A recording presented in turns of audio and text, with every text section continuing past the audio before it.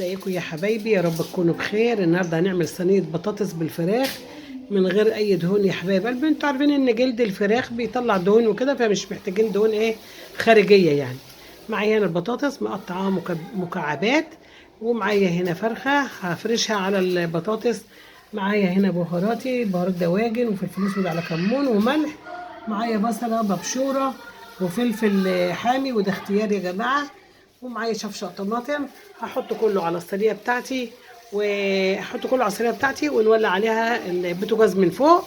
وبعد ما تستوي هندخلها الشوايه، ولما تطلع هنشوف شكلها ايه.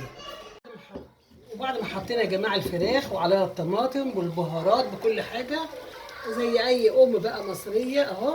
شفشق الخلاط لازم نعمله كده بالميه، عشان الطماطم غاليه والبصل غالي والبطاطس غاليه والفراخ غاليه. والاكله ديت يا جماعه مكلفه حوالي 220 جنيه.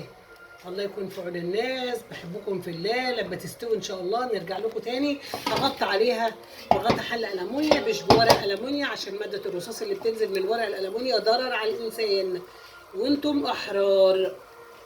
الفراخ بالبطاطس يا جماعه دخلتها الفرن تتحمر من الوش بس، وهقفل عليها ولما تخلص تشوفها.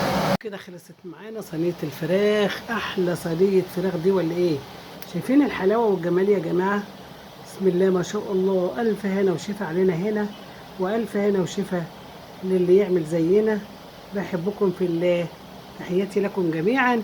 في صداع الجعلي. سلام عليكم.